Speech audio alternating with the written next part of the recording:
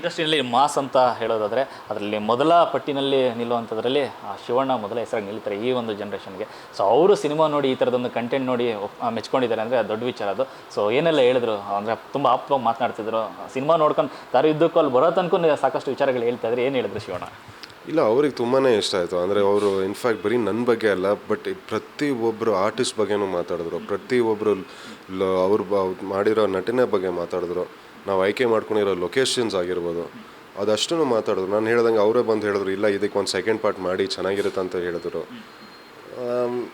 But S, ಅಂದರೆ ಅವು ಅಂಥ ದೊಡ್ಡ ವ್ಯಕ್ತಿ, ಅಂಥ ದೊಡ್ಡ ಸೀನಿಯರ್ ನಮ್ಮ ಇಂಡಸ್ಟ್ರಿಯಲ್ಲಿ ಏನೇನೋ ಸಾಧನೆ ಮಾಡ್ಕೊಂಡು ಬಂದಿರೋರು ಬಂದು ಇವತ್ತು ಕೂತ್ಕೊಂಡು ನನ್ನ ಸಿನಿಮಾ ನೋಡಿ ಅದಕ್ಕೆ ಸಪೋರ್ಟ್ ಮಾಡ್ತಾ ಇದ್ದಾರಲ್ಲ, ಅದಕ್ಕೆ ಎಲ್ಲದಕ್ಕಿಂತ ಹೆಚ್ಚಾಗಿ ಅವ್ರು ಏನೇ ಹೇಳಲಿ ನೋ ಪ್ರಾಬ್ಲಮ್, ಬಟ್ ಆ ಒಂದು ಸಪೋರ್ಟ್ ಇದೆಯಲ್ಲ. ಆ್ಯಂಡ್ ಪ್ಲಸ್ ಅವ್ರು ಯಾವಾಗ ಬಂದು ಪ್ರೆಸ್ ಮುಂದೆ ನಿಂತ್ಕೊಂಡು ಓಕೆ ನಾವು ಎಷ್ಟು ವರ್ಷ ಅಂತ ನಾವು ಮಾಡೋಕ್ಕಾಗ್ತಾ ಇರೋದು, ಬನ್ನಿ ಹೊಸೊಬ್ಬರು ಹುಡುಗರು ಇವರೆಲ್ಲ ಏನೋ ಪ್ರಯತ್ನ ಪಡ್ತಾ ಇದ್ದಾರೆ.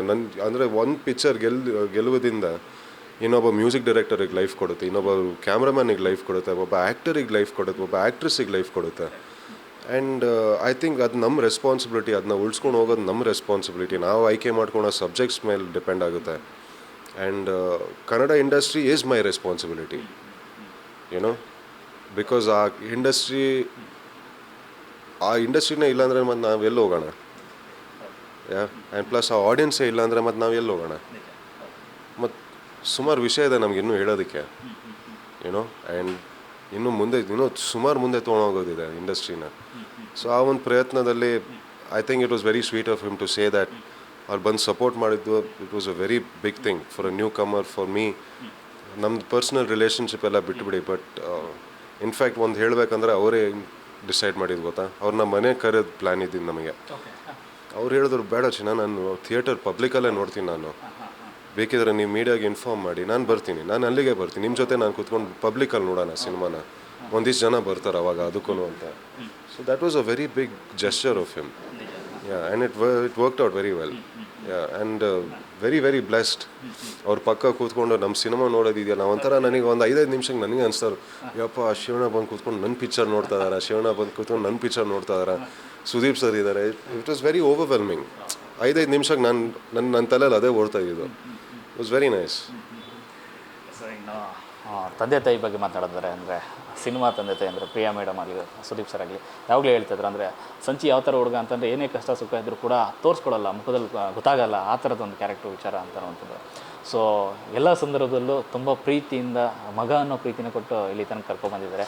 ಸೊ ಒಂದು ಸಂದರ್ಭದಲ್ಲಿ ನೀವು ವೇದಿಕೆ ಮೇಲಿದ್ದಾಗ ಹೇಳ್ತಾಯಿದ್ರಿ, ನಾನು ಏನು ಮಾಡ್ತೀನಿ ಅನ್ನೋ ಗೊತ್ತಿಲ್ಲ, ಸುದೀಪ್ ಅವ್ರ ಹೆಸರು ಉಳಿಸ್ತೀನಿ, ಆ ಕೆಲಸ ಮಾತ್ರ ಮಾಡ್ತೀನಿ ಅಂತ. ನೀವು ಅಲ್ಲಿ ಹೇಳ್ತಿದ್ದಾಗೆ ಈ ಕಡೆ ಒಂದು ರಿಯಾಕ್ಷನ್ ಇತ್ತು, ಕಣ್ಣಲ್ಲಿ ನೀರು ಬಂದಿತ್ತು ಸುದೀಪ್ ಸರ್ ಕಣ್ಣಲ್ಲಿ. ಸೊ ಆ ಥರದೊಂದು ಸಂದರ್ಭ ಅದು ನಾನು ಹೇಳ್ದಂಗೆ ಅದು ನನ್ನ ಜವಾಬ್ದಾರಿ ಸರ್. ಅಂದರೆ 30 ವರ್ಷ ಅವ್ರು ಕಷ್ಟಪಟ್ಟು ಇಲ್ಲಿ ನಿಂತಿದ್ದಾರಲ್ಲ, ಆ್ಯಂಡ್ ಅದನ್ನ ಉಳಿಸ್ಕೊಳ್ಬೇಕು ನಾನು, ಅದು ತಕ್ಕನಂಗೆ ಕೆಲಸ ಮಾಡ್ಬೇಕು ನಾನು. ಅವ್ರನ್ನ ತಲೆ ತಗ್ಸಂಗೆ ಕೆಲಸ ಮಾಡಬಾರ್ದು. ಅಂದರೆ ನಾನು ಹೇಳ್ತಾ ಇರೋದು ಸಿನಿಮಾ ವಿಚಾರದಲ್ಲಿ, ಅದು ಬಿಟ್ಟರೆ ನಾನು ಬೇರೆ ಅದೆಲ್ಲ ದ್ಯಾಟ್ ಇಸ್ ಸೆಪ್ರೇಟ್. ನಾನು ಸಿನಿಮಾದಲ್ಲಿ ನಾನು ಹೇಳ್ತಾ ಇರೋದು ಆ ಹೆಸರನ್ನ ಮುಂದೆ ತೊಗೊಂಡೋಗೋದು ತುಂಬ, ಅದು ನನ್ನ ಜವಾಬ್ದಾರಿ sir. And what ever it is, like ನಾನು ಹೇಳ್ದಂಗೆ what ever I am is because of him. ನಾನು ಸಿನಿಮಾಗೆ ಬಂದಿರೋದು ಬಿಕಾಸ್ ಅವ್ರನ್ನ ನೋಡ್ಕೊಂಡು ಬೆಳೆದಿದ್ದೀನಿ ಆ ಮನೆಯಲ್ಲಿ. ಅವ್ರ ಕಷ್ಟನೂ ನೋಡಿದ್ದೀನಿ, ಅವ್ರ ಆ ಸಕ್ಸಸ್ಸು ನೋಡಿದ್ದೀನಿ. ಸೊ ಅದನ್ನ ಉಳಿಸ್ಕೊಂಡು ಹೋಗ್ಬೇಕು ನಾನು, ಆ್ಯಂಡ್ ಅದನ್ನ ಖಂಡಿತವಾಗ್ಲೂ ನಾನು ಮಾಡ್ತೀನಿ. ಸರ್ ಕೊನೆಯದಾಗಿ ಈಗ ಆಲ್ರೆಡಿ ದೊಡ್ಡ ಸಿಗ್ನಲ್ ಕೊಟ್ಟಿದ್ದೀರಿ, ಇಂಡಸ್ಟ್ರಿಗೆ ಒಬ್ಬ ಖಡಕ್ ಹೀರೋ ಸಿಕ್ಕಿದ್ದೀರಿ ಅಂತ. ಸೊ ನಿಮ್ಮ ಮುಂದಿನ ಆಯ್ಕೆಗಳು ನಮಗಂತೂ ಡೌಟ್ ಇಲ್ಲ, ಯಾಕಂದರೆ ನಿಮ್ಮ ಸಿನಿಮಾಗಳ ಯೋಚನೆಯಲ್ಲಿ ಆಯ್ಕೆಗಳಲ್ಲಿ ನೀವು ಎಷ್ಟು ಇಷ್ಟಪಡ್ತೀರ ಸಿನಿಮಾಗಳನ್ನು, ಯಾವ ರೀತಿಯ ಸಿನಿಮಾಗಳನ್ನು ಕಂಟೆಂಟ್ಗಳನ್ನು ಪ್ರೀತಿಸ್ತೀರಿ ಅಂತ ನಮ್ಗೆ ಗೊತ್ತು. ಸೊ ಕನ್ನಡ ಸಿನಿಮಾ ಪ್ರೇಕ್ಷಕರು ಒಳ್ಳೆಯ ಸಿನಿಮಾ ಯಾವತ್ತೂ ಕೈ ಬಿಟ್ಟಿಲ್ಲ ಸರ್, ಬಿಡೋದು ಇಲ್ಲ. ಸೊ ಈಗ ಆಲ್ರೆಡಿ ಮೊದಲ ದಿನವೇ ಅದೆಲ್ಲ ಪ್ರೂವ್ ಆಗಿದೆ. ಸೊ ಈಗ ಯಾರು ನೋಡಿಲ್ಲ ಅಂತ ಪ್ರೇಕ್ಷಕರಿಗೆ ಇನ್ನು ಥಿಯೇಟ್ರಲ್ಲಿದೆ ದೊಡ್ಡ ಮಟ್ಟದ ಒಂದು ಸಕ್ಸಸ್ ಆಗ್ತಿರುವಂಥ ಸಿನಿಮಾ ಏನು ಹೇಳೋಕ್ಕೆ ಇಷ್ಟಪಡ್ತೀವಿ? ನಮ್ಮ ಸಿನಿಮಾ ಮ್ಯಾಂಗೋ ಪಚ್ಚ ಇದೇ June 5th ರಿಲೀಸ್ ಆಯಿತು, ಇನ್ನು ಥಿಯೇಟರಲ್ಲಿದೆ. ದಯವಿಟ್ಟು ಬಂದು ನೋಡಿ ಪಿಕ್ಚರ್ನ. And we are very confident. ಒಂದು ತುಂಬ ಡಿಫ್ರೆಂಟ್ ಸಿನಿಮಾ ಮಾಡಿದ್ದೀವಿ, ಒಂದು ಕಂಪ್ಲೀಟ್ ಬ್ಲೂ ಪ್ರಿಂಟ್ನ ಬ್ರೇಕ್ ಮಾಡಿ ಅದರದ್ದು ಹೊರಗಡೆ ಒಂದು ಸಿನಿಮಾ ಮಾಡಿದ್ದೀವಿ ನಾವು. ಸೊ ಈಗ ಆಲ್ರೆಡಿ ಸಿಗ್ತಾ ಇರೋ ಅಪ್ರಿಸಿಯೇಷನ್ ಆಗಿರ್ಬೋದು, ರಿಪೋರ್ಟ್ ಆಗಿರ್ಬೋದು ಸಿನಿಮಾ ಬಗ್ಗೆ ತುಂಬ ಪಾಸಿಟಿವ್ ಆಗಿದೆ. ಸೊ ಯಾರ್ಯಾರು ನೋಡಿ ದಯವಿಟ್ಟು ಹೋಗಿ ನೋಡಿ, ಚಿತ್ರಮಂದಿರದಲ್ಲಿ ಸಪೋರ್ಟ್ ಮಾಡಿ, ಬೆಳೆಸಿ ಕನ್ನಡ ಇಂಡಸ್ಟ್ರಿನ ಇನ್ನೂ ದೊಡ್ಡ ಮಟ್ಟಕ್ಕೆ ತೊಗೊಂಡೋಗೋಣ ಒಟ್ಟಿಗೆ. Thank you. All the best. ಒಳ್ಳೆಯದಾಗಲಿ ಸರ್. ಥ್ಯಾಂಕ್ಸ್. ನೋಡಿರಲೇ ಇದಿಷ್ಟು ಸಂಚಿತ್ ಅವರ ಮಾತು. ಕ್ಯಾಮ್ರಾ ಪರ್ಸನ್ ಬಸವ ಜೊತೆ ಲೋಕೇಶ್ ನ್ಯೂಸ್ ಫಸ್ಟ್ ಬೆಂಗಳೂರು.